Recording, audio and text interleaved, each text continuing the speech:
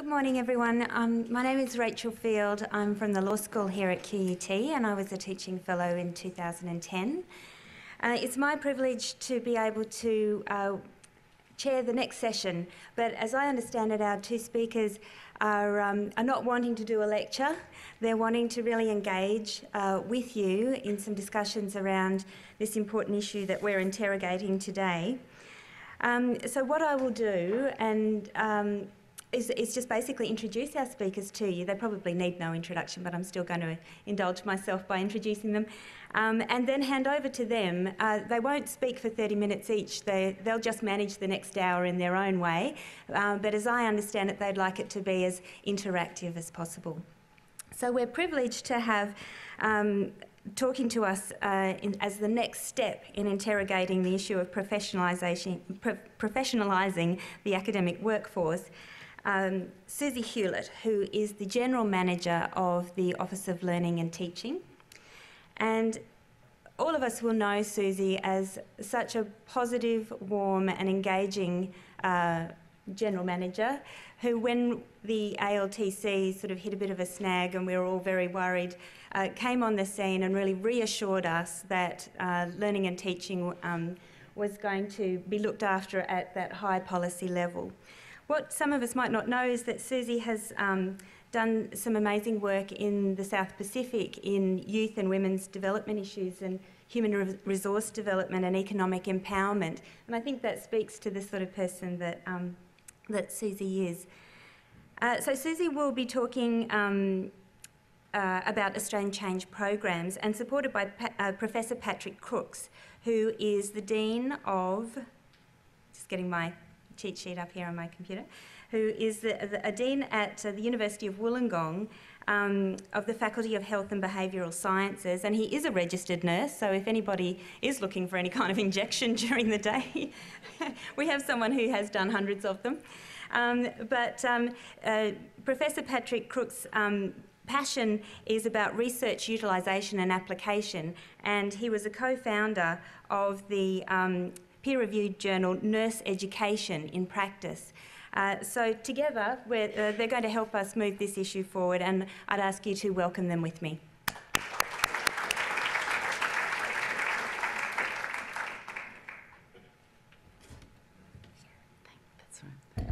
Thank you very much. Does that, you can hear me all right? I think I can hear myself.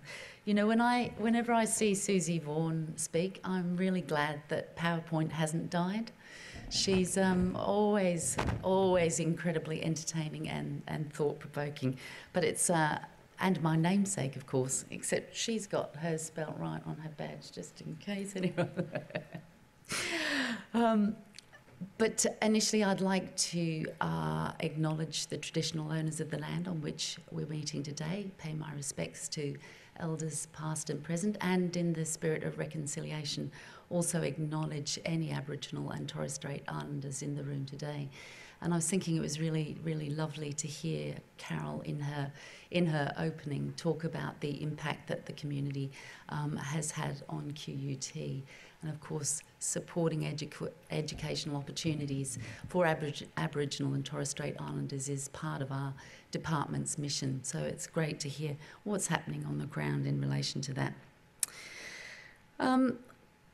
I mean, we've already been exposed this morning to some of the challenges that universities and other higher education institutions face over the next few years, and they're just touching on this sort of area of learning and teaching and professionalisation. But of course, we're all facing fiscal challenges and we're facing increased competition, both domestically and international, for the student market. And we're also, all of us, continually wanting to take advantage of opportunities, for example, increasing the focus on the student experience and improving the student experience in every aspect of their life at university. So to effectively deal with these challenges, all institutions need to harness the creativity and commitment of all of their staff, all of their academic and professional staff.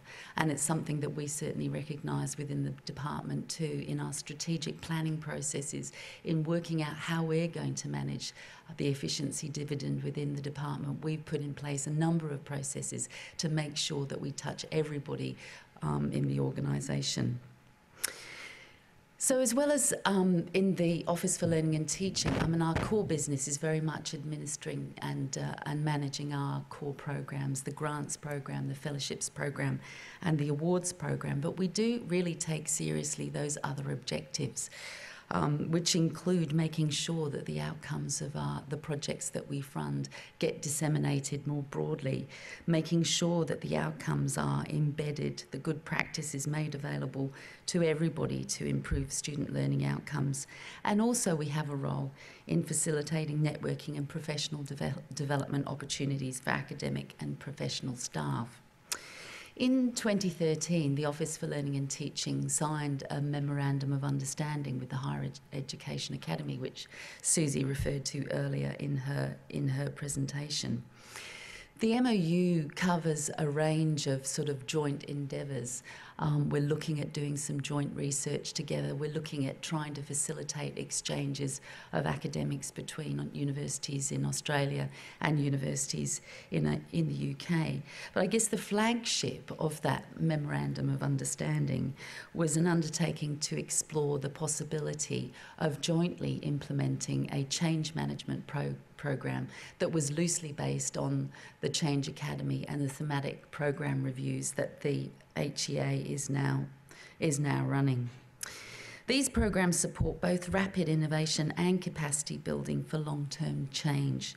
So it's a process for professional learning, providing knowledge and approaches that can be cascaded through organisations, with access to consultants, with people from the HEA that have national and international experience, and providing a sort of a mentoring element to the program as well throughout the 12 months that people are engaged in the program. So the program involves participating institutions identifying small teams of relevant personnel. So they're sort of vertical rather than horizontal slices of organisations, plus a student representative to work collaboratively to solve a problem and implement a plan for change in a particular area of activity. And then these teams are facilitated to work with teams from other institutions, thus sharing expertise and solutions, as well as encouraging ongoing cross-institutional collaborations. And we thought that that program gelled particularly well with the objectives of the Office for Learning and Teaching. So in Australia, we've decided to call our program Transforming Practice Program. In addition to this, and as many of you would be aware, when we established the Office for Learning and Teaching, we also established a secondment program. This program invites academics to put in an expression of interest or a proposal to the Office for Learning and Teaching and come and implement an activity or an initiative within the Office for Learning and Teaching. One of the drivers for that was, of course, we were going from being the Australian Learning and Teaching Council, going into a federal department. Most of us within the Office for Learning and Teaching are education bureaucrats. We're not actually academics. And we felt it was really important that if we were going to support you in your work, we continue to have a good understanding of the challenges that you were facing. So over the last 12 months, we've had Tilly Hinton from the University of the Sunshine Coast with us, implementing an impact evaluation framework that was developed by Aotearoa in New Zealand. And we were really keen to understand what the actual outputs and outcomes were from our grants projects over a period of years. We've been very good at the upfront process and being engaged with projects as they've been implemented, but we tended to lose touch with some of them a couple of years after the projects had been finished. And as you would well know, change and embedding practice takes a really long time. So we were losing sight of what actually happened to the funding in the long term. So one of the things that we realised through that process is that the secondments work really well if somebody is implementing an initiative that has mutual benefit for us within the office and also for that participant. So in advertising the 2013 secondment program, we actually specifically asked for somebody to come in and help us implement the change management program. And I'm really delighted that we were able to secure Professor Patrick Crookes from the University of Wollongong to do that, not only because he has an extensive experience in change management, but he was also familiar with promoting teaching, an international inter-university benchmarking of academic promotion, which in many ways was the catalyst for this change management program and our engagement with the HEA. The Promoting Teaching was the first program that the HEA had funded outside of the UK. It was led by the University of Wollongong and involved UTAS, the University of Leicester and the University of Newcastle on Tyne. And what they were doing was looking at bridging the gap between policy and practice in academic promotion in order to better recognise teaching as core academic work. So they presented their project at the Universities Australia Conference in February to a really large audience, actually, enable people to engage with the material. And at that time, we floated the possibility of using that theme as for the first pilot of our Change Academy, and there was a good deal of support from that group to do so. So I think that's just a very brief kind of background to our engagement with implementing a change management program, our engagement with the HEA, and Patrick being here too.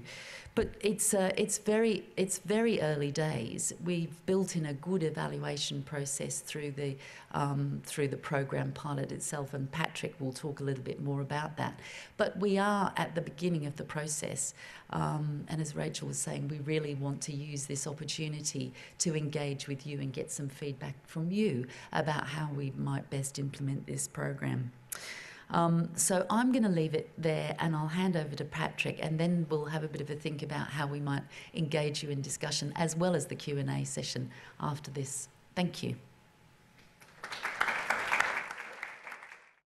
This is a really lovely building, and I walked up here this morning with a colleague from Wollongong, Gary Hoban, and this was the third conference that we registered for, because we wanted to come to building. So I'm glad we found the right place after all, Gary. It reminded me of the story of the guy who was looking for the Academy of Science at ANU, and he was wandering around the gardens for ages. He knew the building, but he just couldn't get in. So he saw a gardener, and he said, "Can you tell me how I get into the Academy of Science?" And the guy said, "Well, you have to do good work and you have to publish."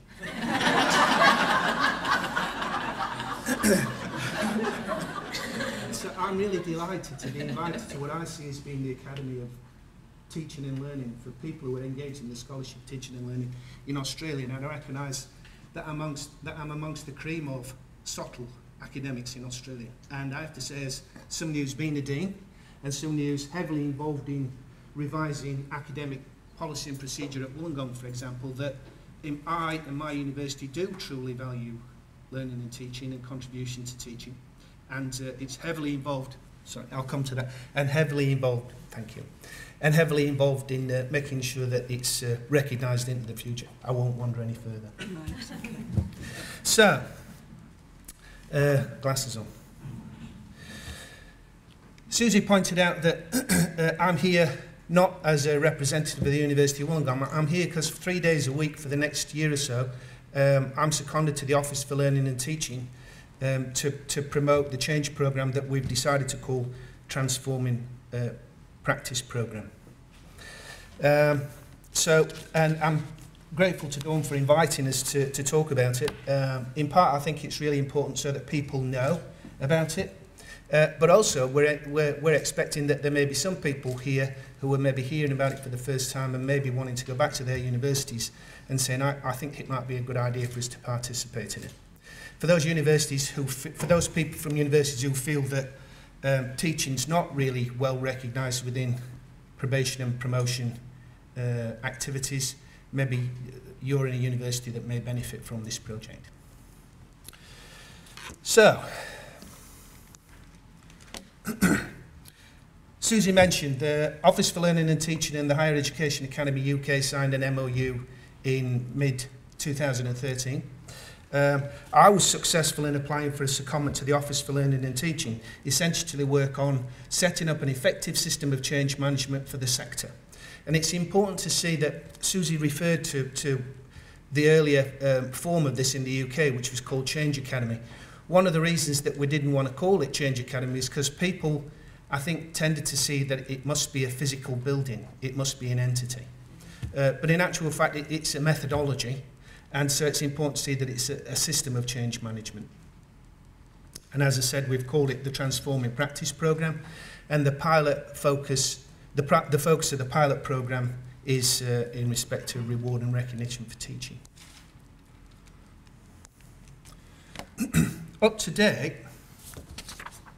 in a relatively short space of time, we've actually got through quite a lot of work. I have to say, because of the support I've had from the department and my reference group, but also the support I've had from new colleagues and friends that I've made in the Higher Education Academy who've had experience of running their thematic programmes particularly. I've reviewed quite a lot of literature on what was Change Academy and thematic programmes. I've also read all the reports from the universities where reports have been created for those institutions who participated in the thematic programmes or the Change Academy. I've also collaborated with the HAF staff, as I said, and then I interviewed probably representatives from probably 20 to 25 institutions who've participated in one of those programmes or another. And the interesting thing about that is that there were consistent themes that they gave us feedback about and the reason I did it was because my job was to set up such a programme in Australia. And when I said that, it seems really, really big. And I think it is. But one of the things that I wanted to talk to people about was if we were going to do something similar in Australia, what are the things that we really can't afford to let go of? And what are the things that didn't work quite so well? And that was actually being very instructional to the HEA, because I got to dig into waters and to play in puddles that they tend not to be able to do, because people don't tell you what you want to know, do they? But they'll tell a third person. So I've been able to be useful to them as well in giving them good quality feedback, I think, about how they might change their programmes into the future. We've appointed a reference group, and we had our first reference group meeting. Much of that has been about looking at the work that I'd already done with the HEA, but then giving some really sound advice about promoting the programme and making sure that it's acceptable to the Australian sector. So we've now reached agreement that we're going to run a programme in Australia and the UK in collaboration in 2014. We would have liked a programme that was wholly collaborative, but being a pilot and funding being in short supply both in the UK and in Australia, the idea of being able to get several groups of academics from several institutions, either all in the UK or all in England 2 or 3 times in a given year, was quite optimistic. So we are doing the obvious thing and seeking to do that more electronically. We've got some agreement on the programme content and the conduct of it, and we have an outline of the dates and events. And I'm sure there are some people in this room who were privy to emails that went out earlier on in the week advertising this programme when we sent it out to institutional contacts and Deputy Vice-Chancellors. If you weren't and you'd like to know more about it, then if you just give me your email at the end, then I'll arrange to get that sent to you before the end of the day. Purely it may be for your interest. Some important characteristics of the Transforming Practice programme, and these are based on these are the things that came out of the interviews that I had with the institutional representatives. The important thing is that it's a structured programme that supports change or innovation that's decided by participating institutions. This is not about government or the Office for Learning and Teaching saying we think that universities, all universities should do X. What it wants to promote, because it's its charter, is to promote systems whereby innovation and good quality teaching takes place in universities. That's its job. And so it's basically making this resource, this methodology available for those universities that want to participate. But what those universities actually do in their 12-month programme is completely and utterly up to those universities. What we will be doing, though, is drip feeding information about projects, about research, whether it's been done funded by Office for Learning and Teaching or HEA or other institutions internationally. Our idea is that we'll drip feed that information into the programme before it starts and throughout, with the intention that people will be able to assume and assimilate that the findings of those projects into their the change in innovation that they want to take place in their university. One of the really important things that people said, that whatever you do, don't let go, is there's an element of this programme that involves a retreat. When the Change Academy was first set up in the UK, that retreat was 4 days. People then said, we just couldn't countenance allowing 4 or 5 people away from an organisation for 5 days because they've got to get there and get back, etc.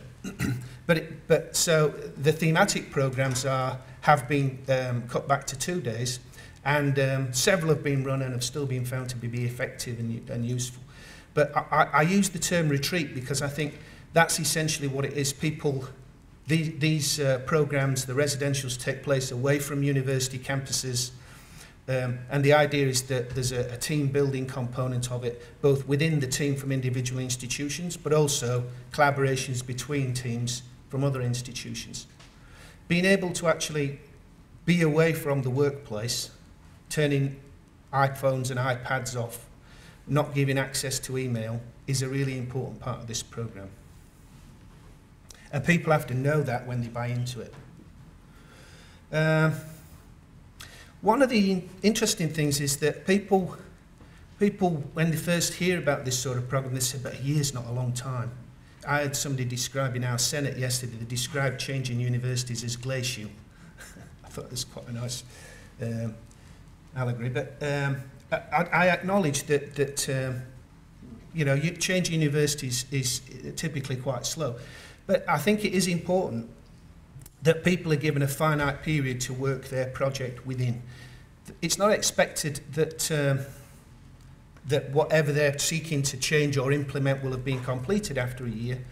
But I think it's recognised that having a time limit to it, when there has to be a report, when there has to be a presentation to other people, is very important, not least to keep people on track. It has practical facilitation and support. Each group is allocated a supporter. Our intention is to have a UK and an Australian supporter for each group, both in the UK and in Australia. And really importantly, it promotes international cross-institutional collaboration. And I think that reiterates what Suzi Vaughan was talking about earlier when she was talking about working beyond existing boundaries. One of the things that frustrates me, I used to chair a council of deans, and it frustrated me greatly how we seem to have great difficulty learning from each other's successes and mistakes. We all seem to want to make our own. I don't understand it.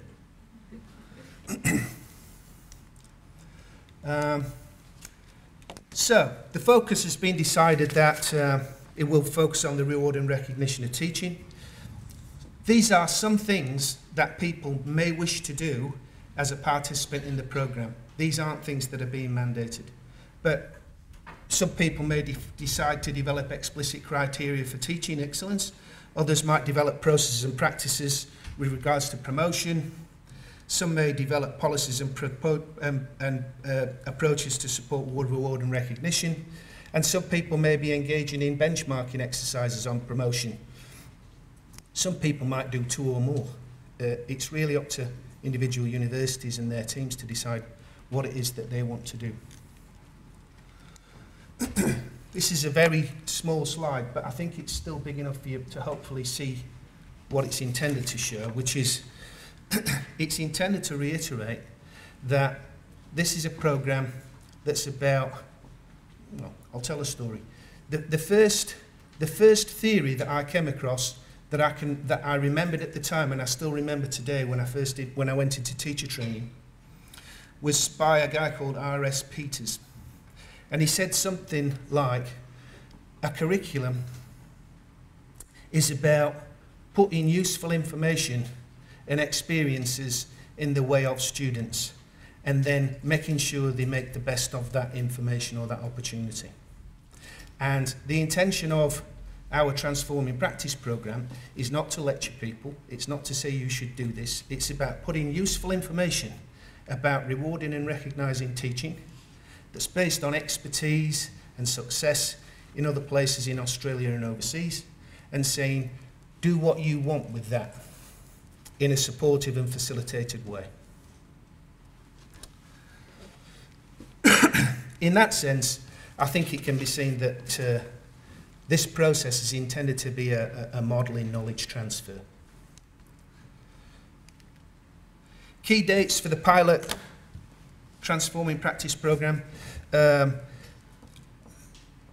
For various reasons, our dates are quite tight. December the 16th is the date by which expressions of interests are due. I'm sure there'll be some people who will be saying, can it be a day later, etc. We deal with that if we need to. But at the moment, the expressions of interest are due on the 16th.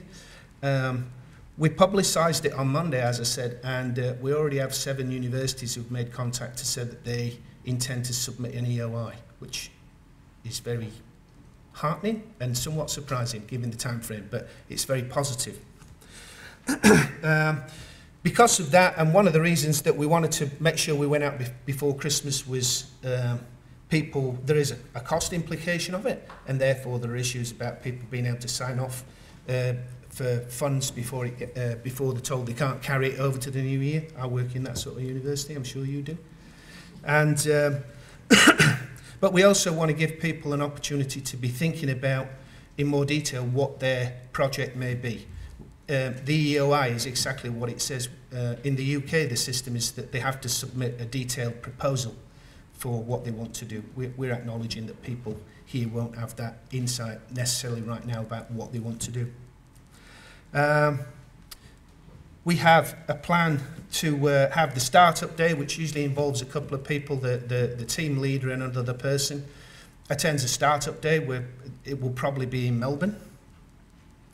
And then on the 15th and 16th is the residential that I alluded to. That will also be in Melbourne.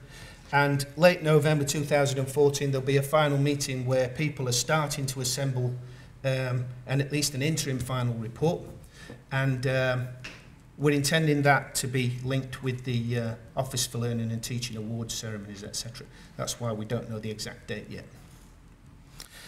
Something that we've added to the programme based on feedback that I gave, based on feedback that I was given, is that some people felt that being asked to report at the end of 12 months, they weren't quite ready to do that.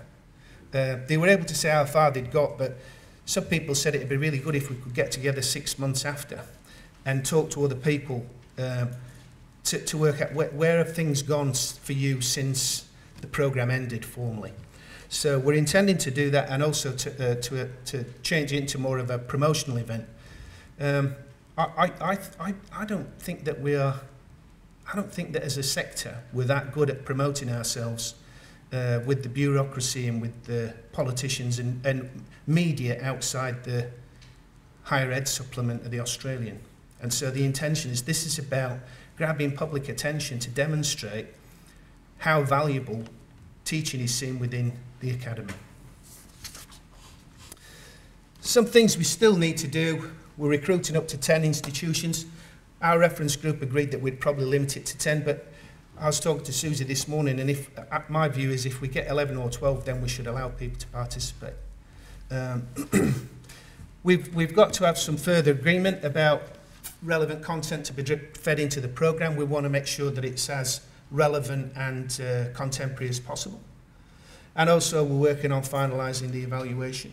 Strangely, one of the things about the HEA programme is that they only really evaluate it at the end. And I think it's really important to be evaluated on an ongoing basis.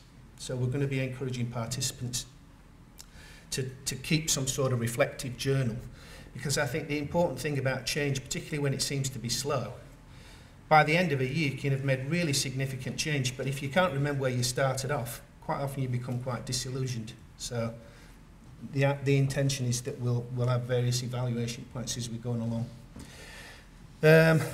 I'll then be making recommendations to the OLT based on the evaluations that are available regarding the structure and focus of future transforming practice programs by mid-2014.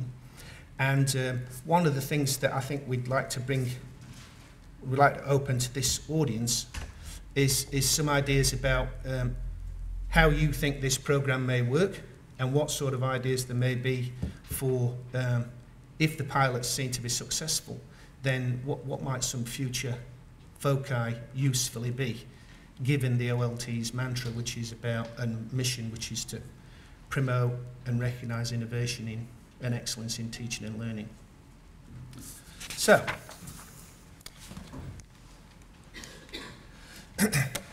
any questions or comments? And if anybody wants to stop me at coffee time and give me a card because you want some more information about it, I've got a little information pack that I can get my administrative assistant to send out to you before the end of the day. So, questions or comments, or do you want to stand up too, Suzi? Or?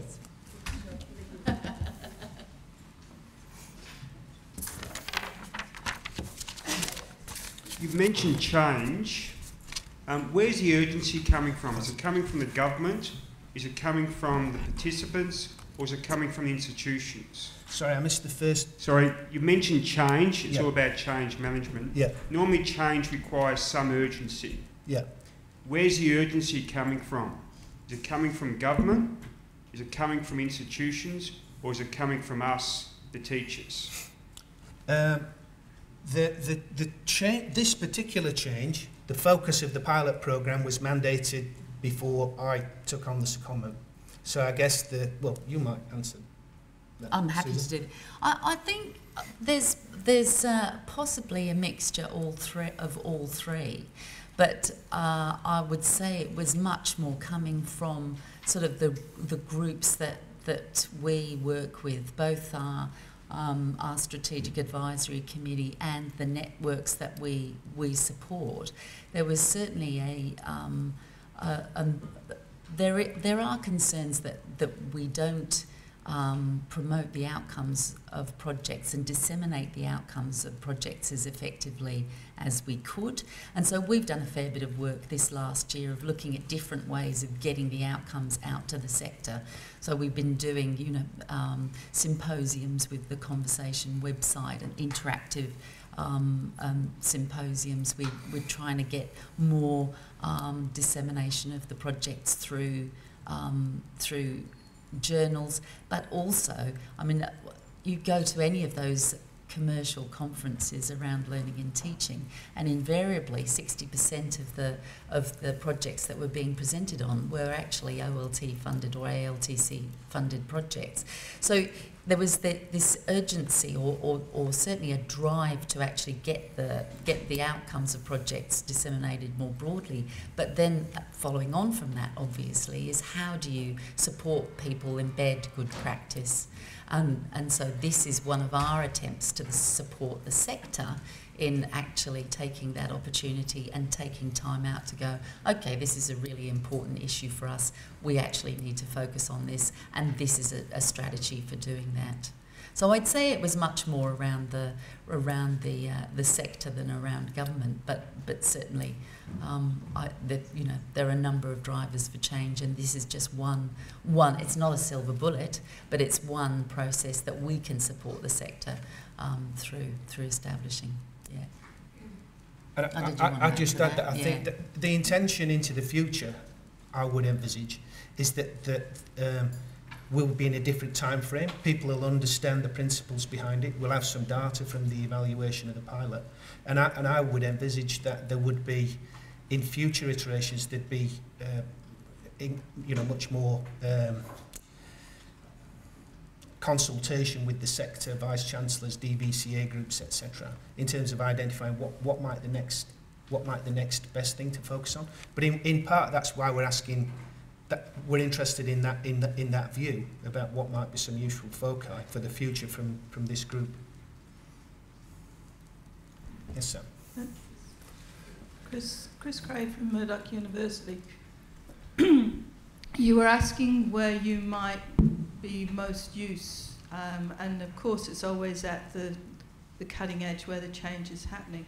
My university has just created these teaching scholars, and we're all, as academics, a little bit leery of this because it looks like it's a huge teaching workload, and you also have to do education research on top of it. So the change management hasn't been there to help us see that it is a adequate pathway to promotion. It still looks like the 40-40-20, with your research being the education research, not your discipline research, is the best path to take.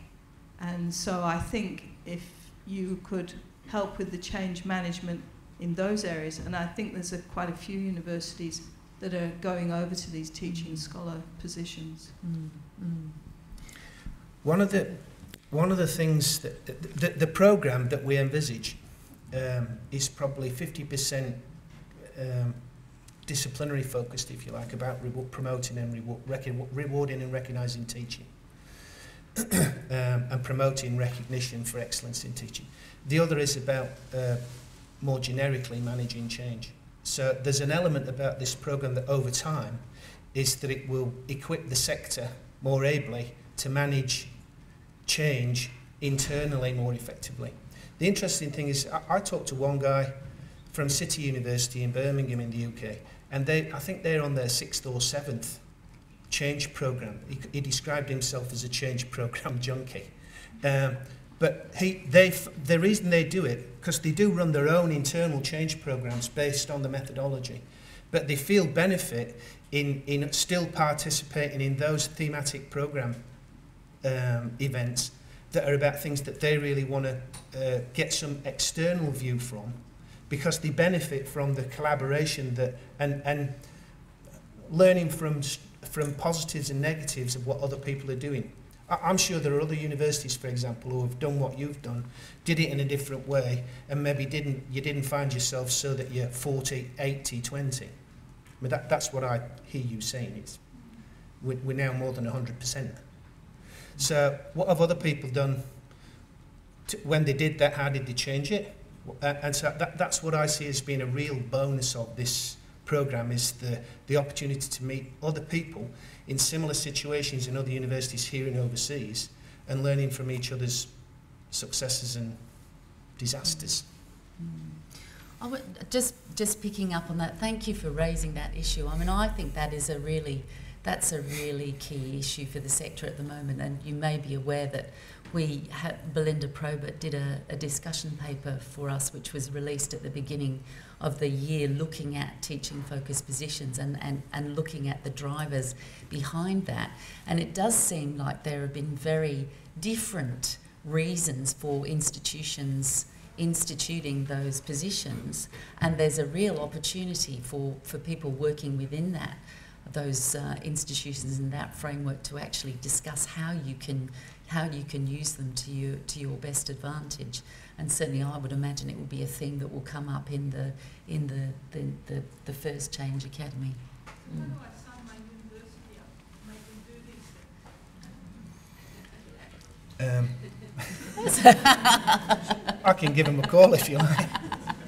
I am actually at a point where several universities have come forward. One of the things that I agreed that I would do with my reference group was have pulses of communication. But I think one of the things I can do is to make sure that at least you have the documentation, and you might talk to the relevant people and encourage them to participate in the program. I think it's this guy next.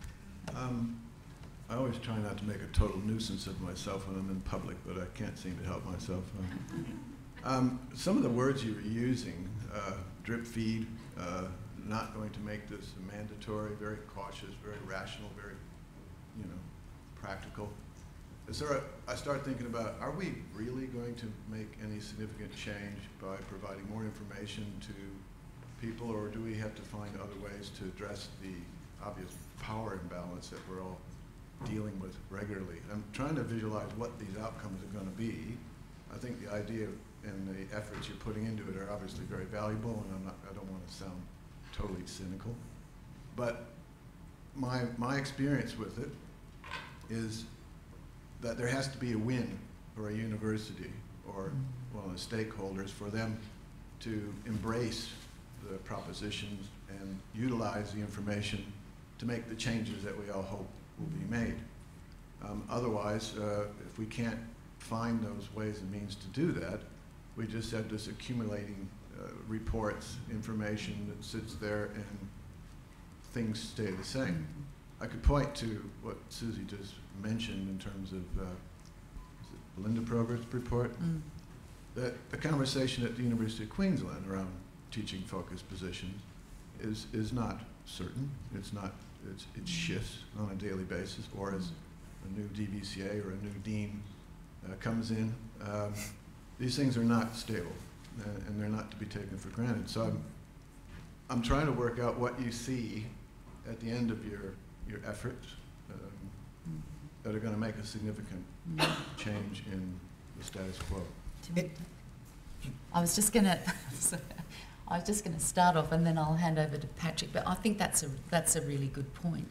And one of the reasons why we chose this particular theme was that when the project, the benchmarking project, was presented at the Universities Australia's conference, there were several DVCAs in the room that said at the end of that project that they were about to review their promotions frameworks, processes, and actually being part of a change academy around that thing would be useful for them in actually doing that. So I think there are two things there. I think you absolutely need to have a champion from the executive of a university if you are actually going to get real change happening out of these processes, and you need to pick up on a theme that is something that people are considering and want to do some work around at a particular point in time. While the team leaders are not the DVCAs or not within the organisation, that you do need to have that executive support, I think, if you're actually going to get any traction with this. So from our perspective, it will be really important that we choose things that people are already thinking about changing as part of the theme. But yeah. Yeah, well, I think I'll just reiterate the decision to use this as the pilot. It wasn't a decision made in a vacuum. So there was obviously significant interest.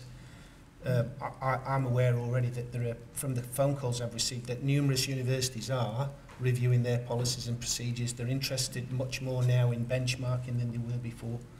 But I do think it's something that will come out of the evaluation about, and I'm interested in further views from this room about what I see as being an imperative that into the future, the focus of the programmes need to come from the sector. And the point is, if you look at, once we have a more mature programme, that I think we will have after running it once or twice. If you look at the situation, say, in the UK, they probably have 15 or 20 universities applying for what's essentially 10 or 15 places. So it's actually competitive, and sometimes they actually reject people because they don't have a well-worked project or whatever. It actually becomes quite competitive over time. And I think that, and so the way that the decisions are made are in and around things like what are the outcomes going to be? How is this going to improve X or Y in your university? But the point is, the onus is put onto the university to come up with that, not the people running the programme. So in that sense, I'm not being smart. Over time, the question would be to, say, UQ, why would we let you do this programme? Isn't it going to be funding focused then? University's going to be looking at the funding. Where's the funding going to research, not into teaching? It may be. So that's where the change has to go to change the university. But in a sense, I don't think. But that's a change that has to be, and a decision to make that change has to be made within that university. I don't think that encouragement from outside of that institution is going to radically change that. It's only if the policy levers and the funding levers in the sector change. Yes, a university that behaves and works in that way may change its behaviour. But yes, sir. Yes, I get a bit of a disconnect sometimes when I hear discussions of issues like this, and that in my institution, as soon as you mention the word change management, every single staff member thinks redundancy, and this is what the euphemism. Yeah. So I think you need to be very, very careful about spreading words like this, Yeah. because that is what people believe it to be. But I've been involved in universities over a number of years now, in which they have successfully, in many ways, changed their promotion practices to recognise teaching. But of course the issue is always absolutely that no one believes it, absolutely that what happens at an institutional level is not reflected on a school or faculty level. So one of the big issues, I think, is the disconnect between university-wide initiatives and what goes on in the ground. And we're seeing that in terms of teaching and learning initiatives, the kind of things that the other Suzi was talking about earlier. So I think there's a need to, in a sense, dig down and look at what the actual practices are on the ground that are constraining people, are creating the opportunities people see to be the constraints. When you look at workload models, they, for example, recognise time in front of a class. They don't recognise the development, they don't recognise change, they don't recognise those kind of initiatives. So I think one's got to, in a sense, do the kind of things you're doing, but be much more realistic, because the change is blocked at other levels. I think that's the point of the Promoting Teaching project. I think that project has done a lot of that work and produced the benchmarking guidelines that it has. And I think that's one of the some universities who participate may decide to implement a benchmarking exercise against the benchmarks that are identified in that project, because I think they do get to the heart of what you're saying. It may be that a given university, the thing that they decide to do is that they need to actually demonstrate clearly with data to their staff what I think Suzi said earlier. 50% of people get promoted on teaching. No, people don't believe it. But nobody believes it. Okay. And it's not what the experience is on the ground. But the important thing is that, I reiterate, neither I nor the programme will be seeking to mandate what changes happen. Institutions need to decide what they want to do about this topic. Yes, sir. Could I make a comment about change management? Yeah. You seem to be talking like change is compulsory. And I would suggest is that you need to think carefully about things like benchmarking, because one thing when you're talking about innovation and benchmarking is all benchmarking generally ensures that you're always going to be second best. Leave that one thought with you for a bit.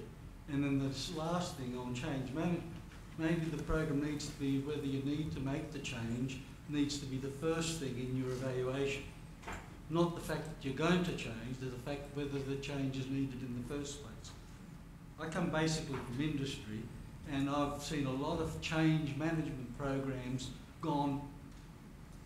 passed through, evaluated and gone on because people want to change things, when the old saying in industry is if things ain't broke, don't fix them.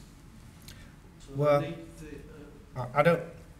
I appreciate what you're saying, but I think there have been enough comments in this room this morning already to say that we've got a broken system.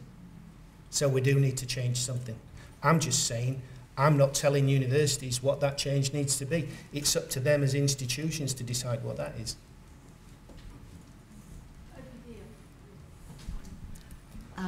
Hi, I'm Angela Carboni from Monash University. Hello. And I do want to agree with David Bowd about, at Monash University we've introduced education focus roles at the top level, but at the grassroots academics say, oh no, don't move into an education focus role, that's career suicide. and they've been advised by their heads of schools not to move in there. So, you know, and how that role is interpreted is not clear either.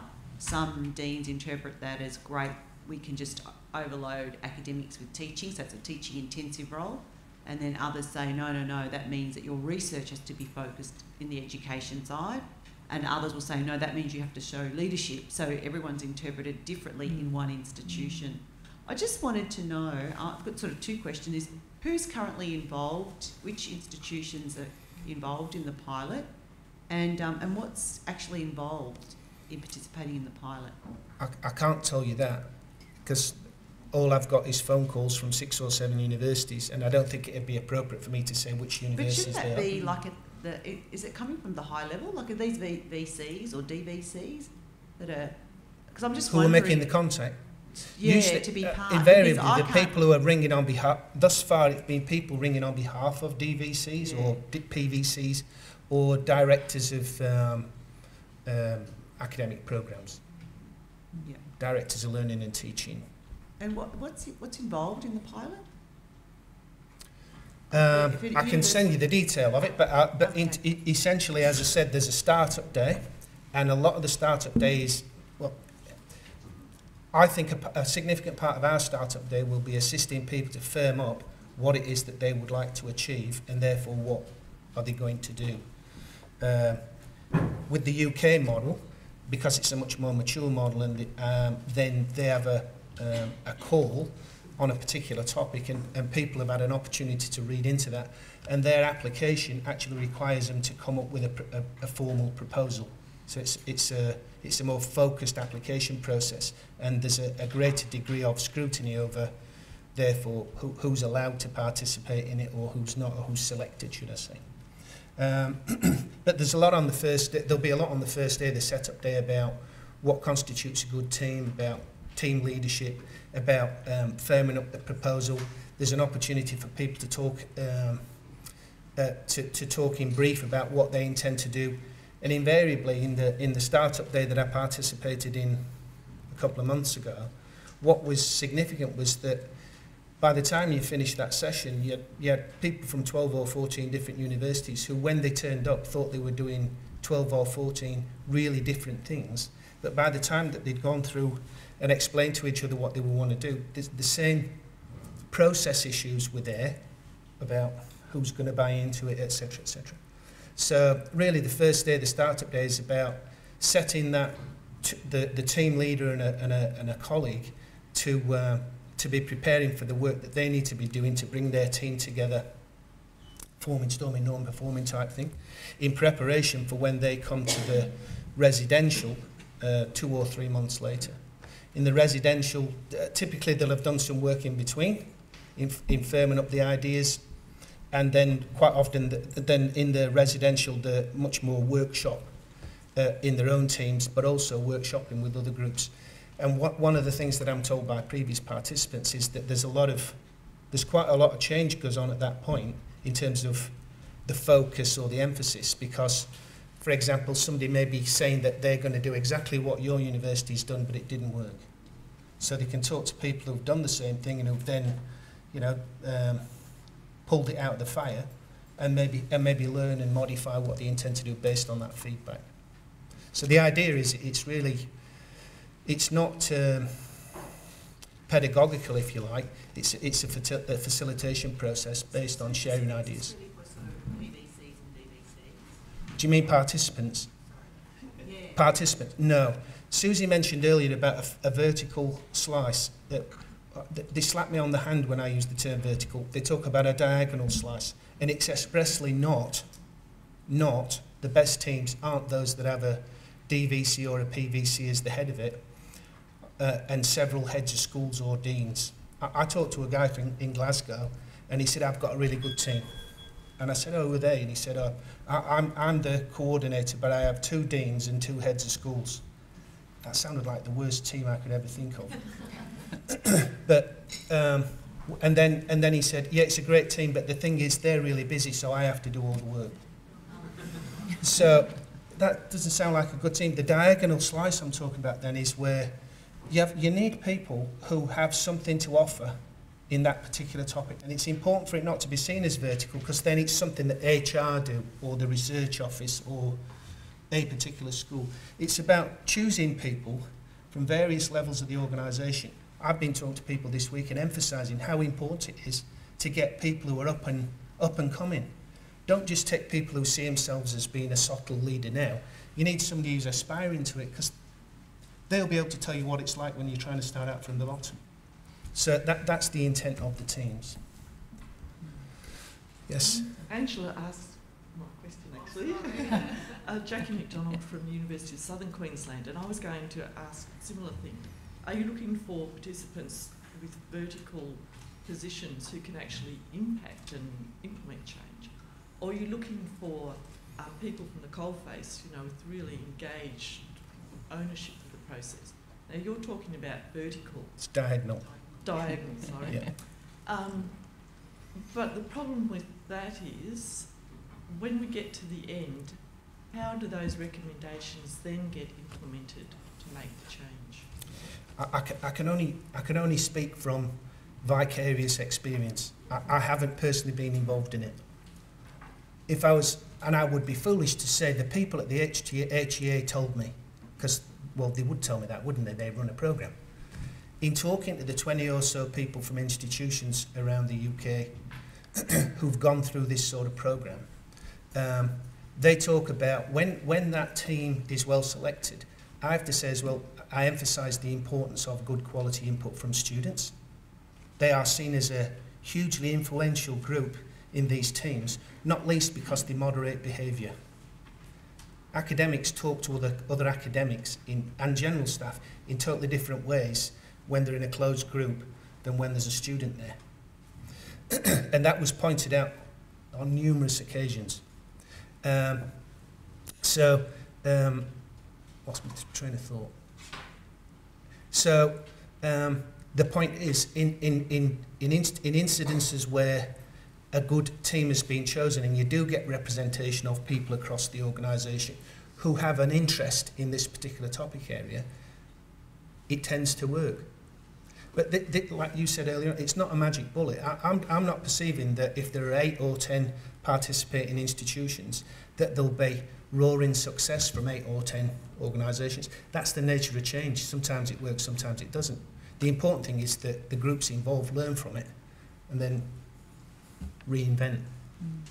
I was just thinking too, I mean, all of you here, all of you fellows have had experience. You're all change agents within your institutions, within your disciplines, within your states, within your territories.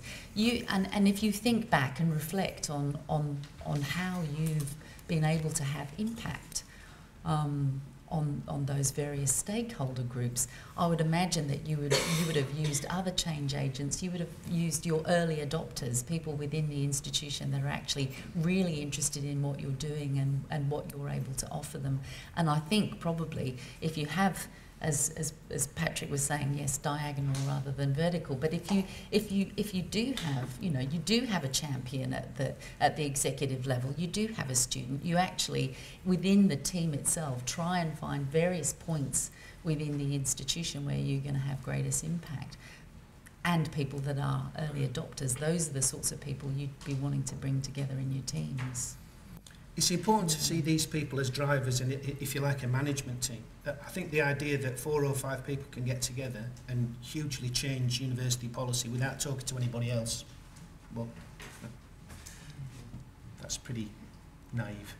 Oh, there you are. Here I am. Look, one of the things that we've wanted to achieve as a group, speaking as a fellow, and through holding these forums, is to provide an opportunity for us all to engage in robust discussion and respectful debate. And I think we've made a magnificent start to that this morning on this very difficult issue. It's a conversation that can continue for the rest of the day, and I thank Suzi and Patrick for making yourselves open to listening to us and engaging with us about this. And here's a present. Thank you.